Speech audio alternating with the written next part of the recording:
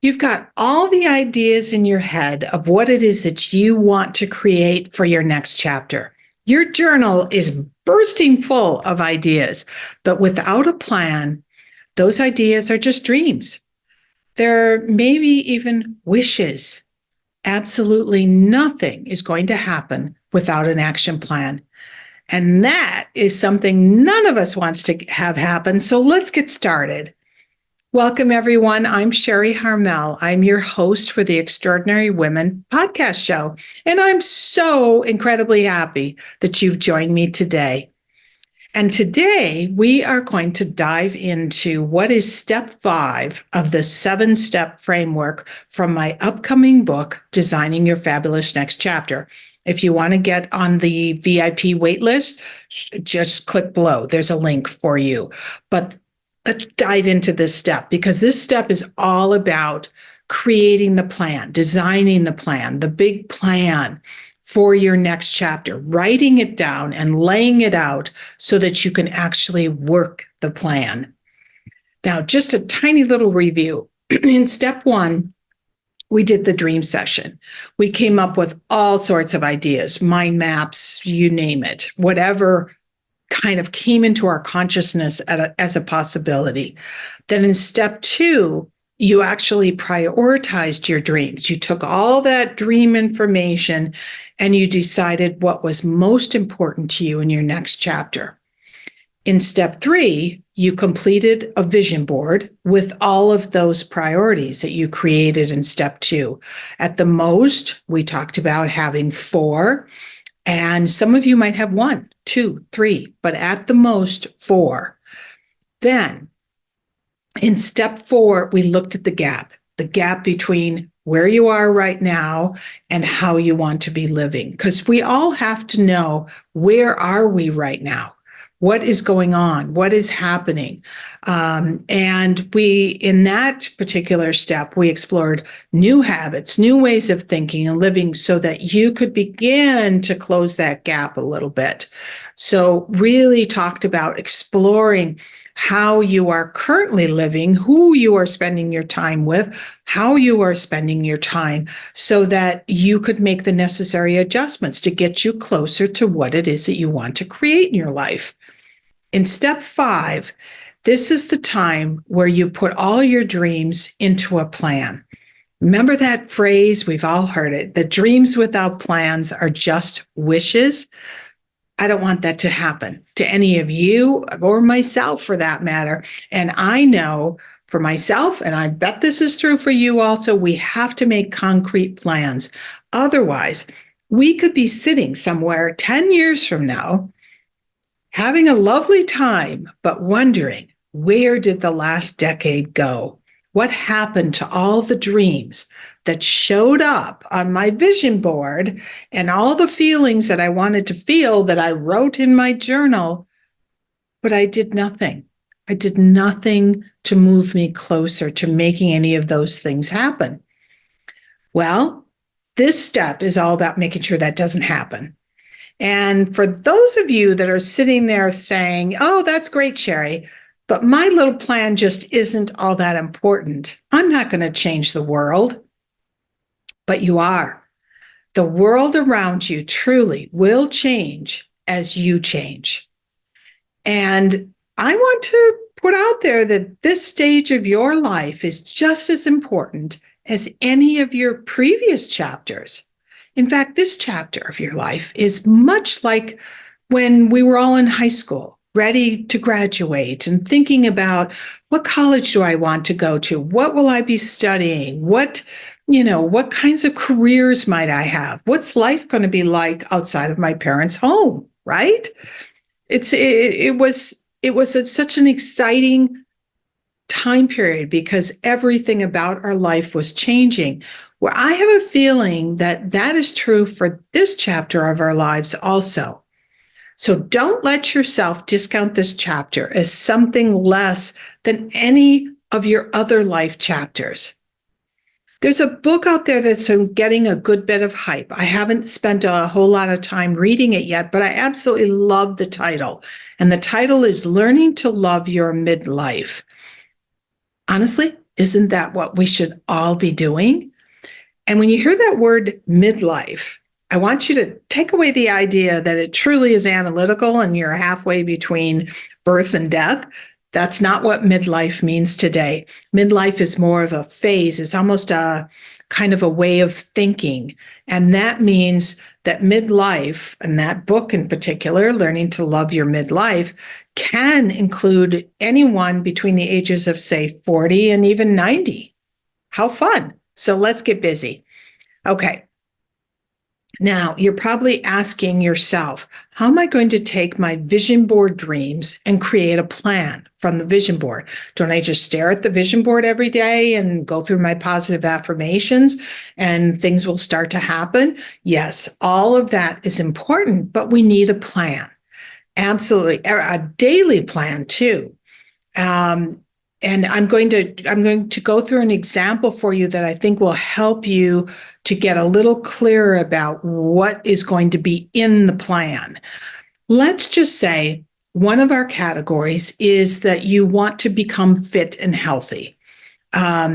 And that's on your vision board. And on your vision board, you've maybe got some photos of a woman playing tennis or a woman mountain climbing or hiking or whatever. But she looks happy. She looks healthy. She looks strong. And you know exactly how you want to feel. If that was your category or one of your categories, you'd know exactly how you want to feel in that category because you did your journal work and the other steps. It might be that you want to feel strong. It might be I want to feel confident of my body, whether I'm playing a game like pickleball or I'm playing with my grandkids. I want to feel my health is a top priority in my life. Those are the feelings you want. And now you have to turn that to the next level, bring it to the next level, I should say. You know, you've done your gap work. You've pinpointed some new habits, new habits that maybe you haven't actually started on yet, but some that you want to have. Those new habits could be a clue as to what you want to have in your plan. It might be that you're regularly working out with a trainer. That's something that you're thinking, that would be a great habit if that was my goal.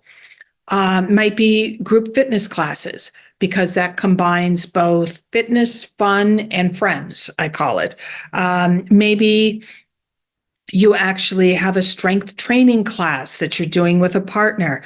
Maybe, a habit is, or one of the things that you want to accomplish is that you feel more flexible. I always say I want to do strength training so that my upper arms don't jiggle when I blow dry my hair. Minor goal, right? So the next step is to create a 90-day plan. And you might say, why in the world, Sharri, 90 days? 1 year planning, if to plan for 1 year is so far out there that we can convince ourselves that we'll get to it at some point, just not now. If you're like me, I'd probably start thinking about that 1 year plan, maybe in month 8, month 9, but it doesn't motivate me today. And we do 90 days because 30 is too short. 30 just comes up on you.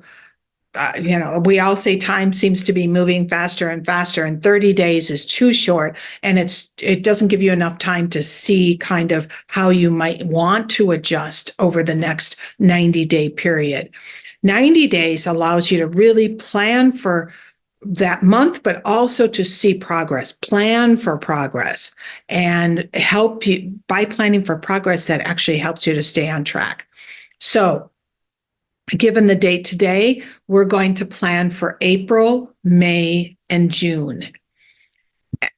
But before we start to lay out our plan, let's just remind ourselves what needs to be true for a plan to work. You've probably all heard of SMART goals. We used them in work, we used them in the educational setting, and SMART goals is just an acronym for specific, measurable, achievable, realistic, and time-bound goals. Now, if you like SMART, that SMART goal meter go ahead and use it. It's a bit much for me, too many categories, but if that works for you, go for it. But there's certain questions that I have to ask myself all the time when I'm setting goals. And number one is whether or not that goal is in my control. Am I solely in charge of whether or not I achieve that goal? For example, and this is a negative, if your goal is my husband and I will make sure only healthy food is in the house, you are relying on your husband to agree with this goal, right? You're depending on him to also not turn around and bring in Rice Krispie bars as an example. So whatever goal you set for yourself, number one is it within my own control? Number two, is it measurable? Being measurable really forces us to get, I call it, in the weeds and get very, very specific. I won't really know if I accomplish a goal unless it's measurable. If it's wishy-washy, like I'm going to eat healthier next week, that is so broad, you might and it can be subjectively answered. So at the end of the week, you might say, oh, I did okay, but you're really not checking yourself. There's not enough checks and balances to really see if you achieve that goal. So number two, is that goal measurable? Number three, is it realistic? Can I really do this? Good question. Okay. Let's say your goal was to just become fit and healthy in 30 days. Like you're going to accomplish everything in 30 days and you're never going to eat another carb in the entire 30-day period. And you're going to work out 2 days a week. It's not realistic. I don't know about you, but it's not realistic for me. I love carbs. And therefore, I know that I'm going to be freaking out by day 3 and working out for 7 days a week and for 1 hour a day is not possible at this point for most people. If this is your goal, if you aren't already in very good shape, and I'll show you what a program the plan that I created, actually based on my own fitness, if you want to call it that. So the questions you're going to ask yourself are, is it realistic? Is it measurable? And is it up to me? Okay.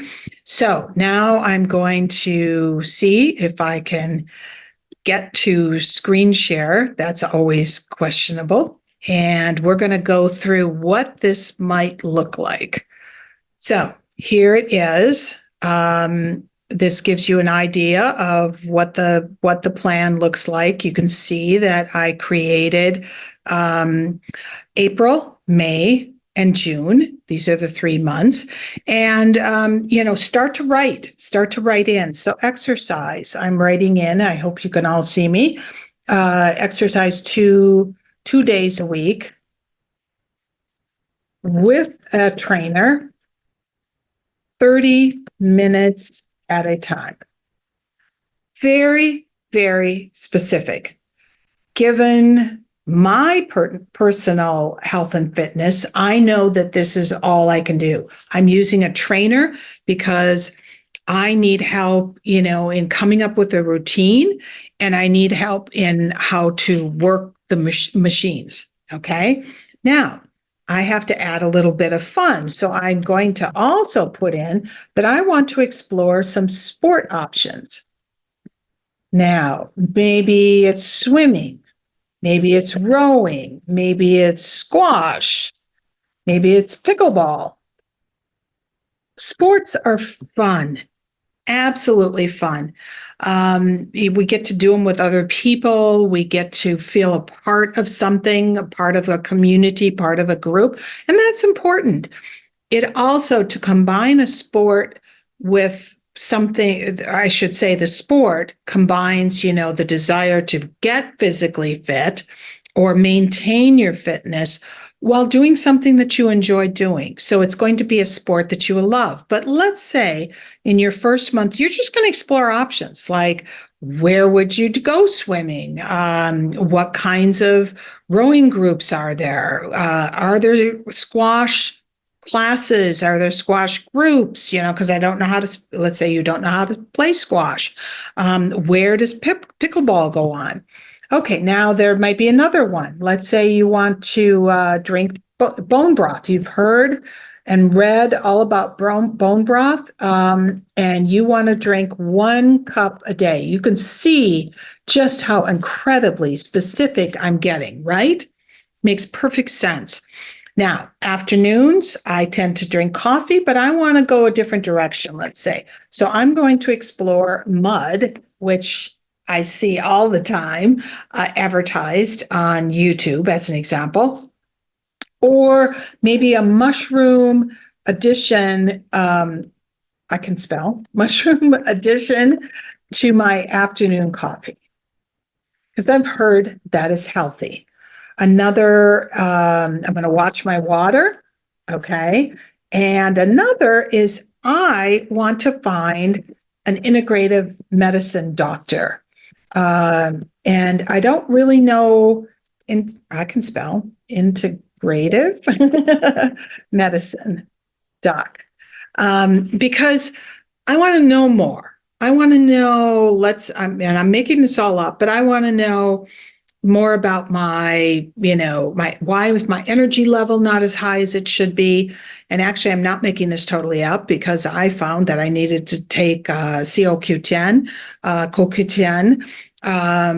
and because I saw an integrative medicine doctor as an example, and it absolutely changed my energy level. It's incredible. So I wanted to know all of this, and I think that's part of us taking control of not only our fitness, but also our health, what's going on inside of our bodies. Okay, so that's my category for April. Now, if you go out into May, you might say, and you can see how specific I'm getting, you're going to exercise, let's say, 3 days a week, 2 by myself, and I'm going to do 60 minutes because I think I can do that at that point, 60 minutes, and 1 with a trainer. And that is maybe still going to be 30 minutes. Okay, depending upon how I feel.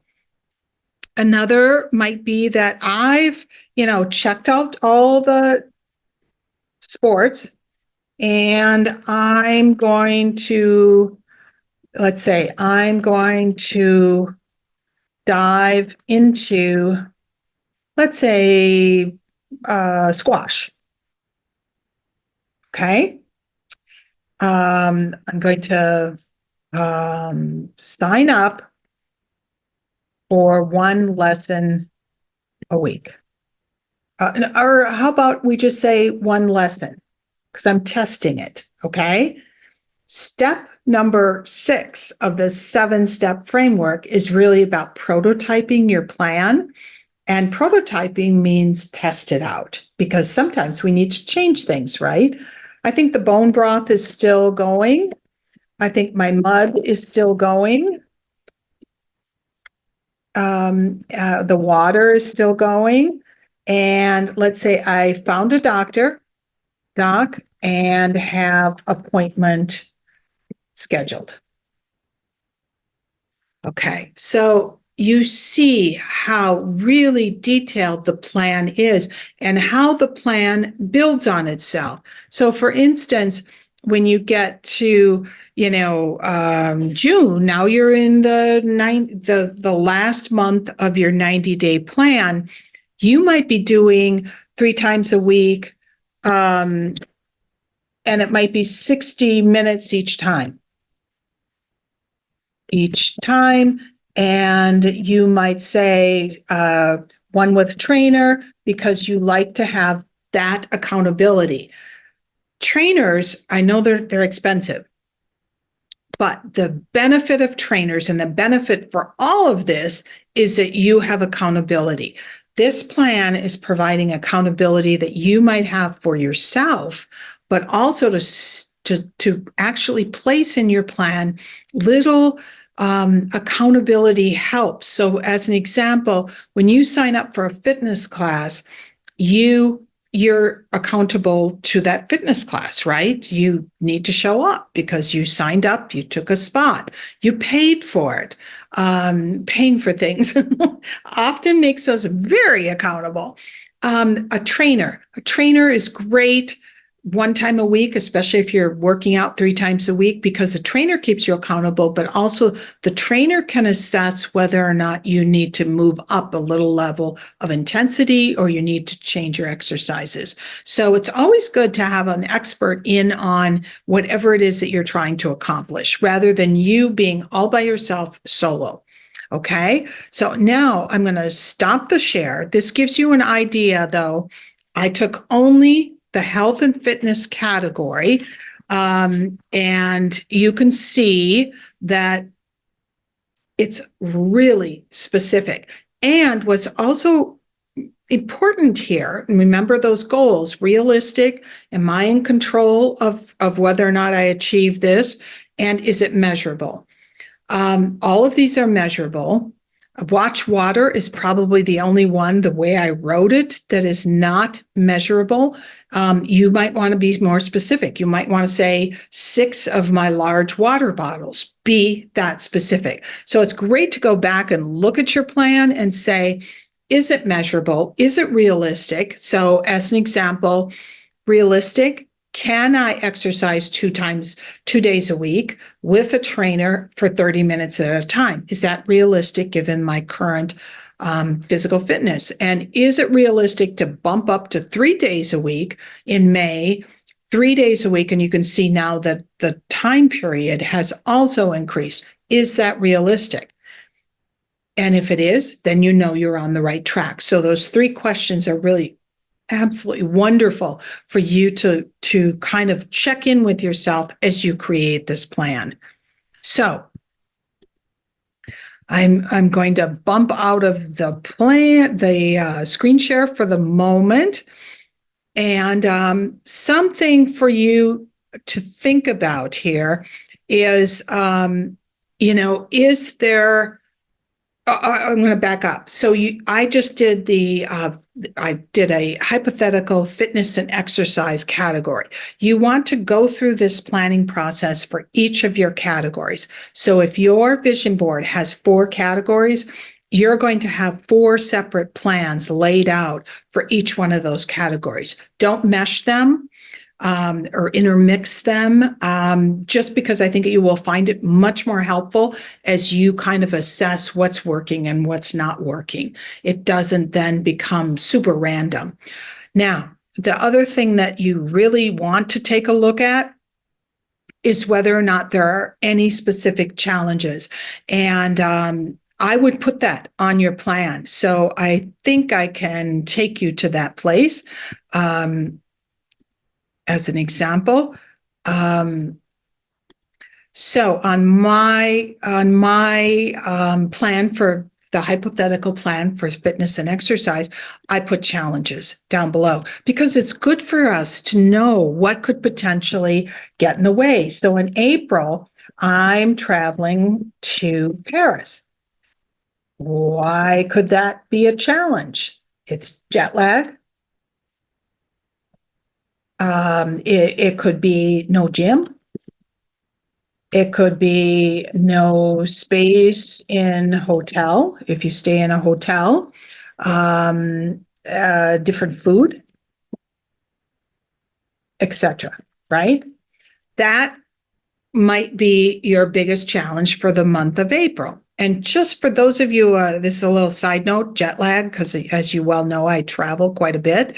I have found getting myself on the time zone of where I'm going as quick as possible is beneficial, or not as quick as possible. I should say gradually as I prepare for the trip. So as an example, I'm leaving for Paris in a week, and I am slowly moving the time that I go to sleep earlier and the time I get up earlier. I'm currently in Boston, so I'm on Eastern Standard Time. And so as I move it, I don't get all the way to Paris time before I depart from Boston. But even if I get halfway, I find jet lag is so much better. The month of April, let's say you're traveling to visit kids, okay, and grandkids. You've got some issues. You've got time constraints because they all want to see you all the time. Again, if you're staying with family, now you've got family, in your space and you want to spend time with them. You love them. You want to spend time with them. But also, you have to figure out, how do I keep up my habits? How do I keep up my routines so that I can do what it is that I want to do in my next chapter? Now, some of you might say, it's not a big deal. I'm just going to take a week off of everything, depending upon how long your visit is. But some of you might say, I need to stay consistent. So I'm just giving you some examples of potential challenges to this particular health and fitness plan. June, it might be that the weather is so beautiful that you do not want to go to a gym. You don't want to play squash indoors, if that's your chosen sport, as an example. So it might be that you are drawn to being outside, and therefore the plan needs to be aware of the fact that that is the particular challenge for that particular month, and you need to adjust accordingly.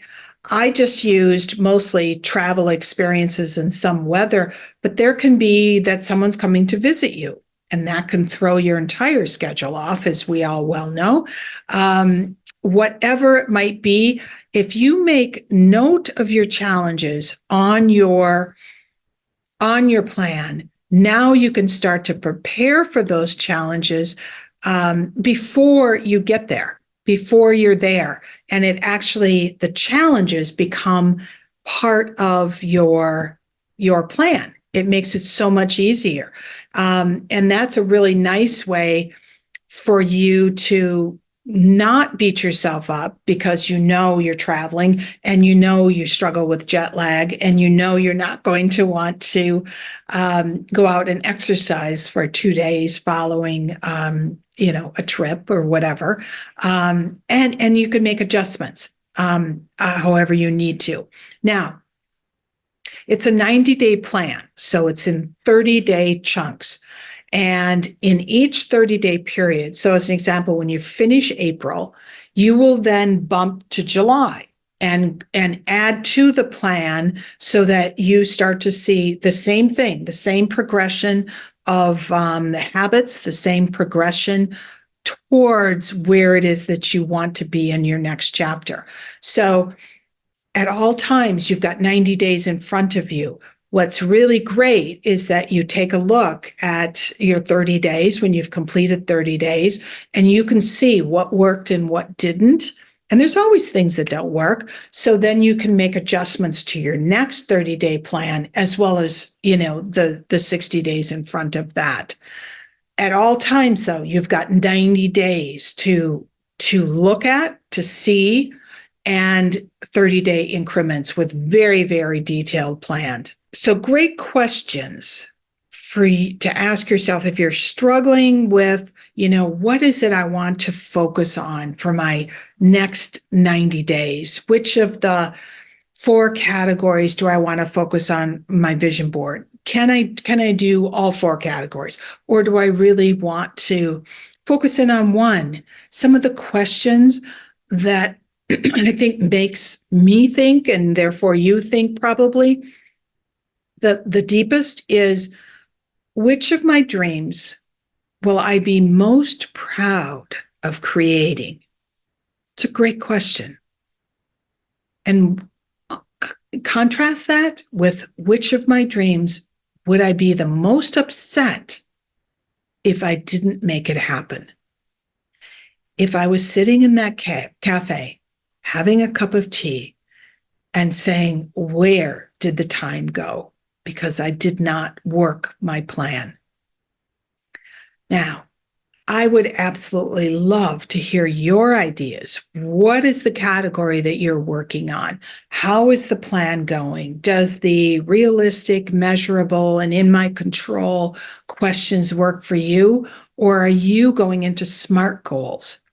whatever it is, I would love to hear. And also, what's so important is that we share with each other, because we get all kinds of ideas from each other and ways of doing things and things we never thought about. You know, the 2-year-old that asked a million questions to try to figure out their next chapter, we're not that far away from that. Questions, I think, enrich our lives because we get to hear all kinds of answers. So I would love to hear your ideas.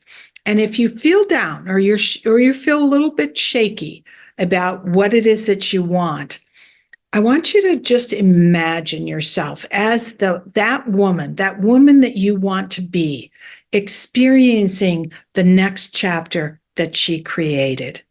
Remember, if you walk into that vision board that you created, you would be doing what she's doing. You would be feeling what she's feeling. That woman is you. You just now need a plan to get there.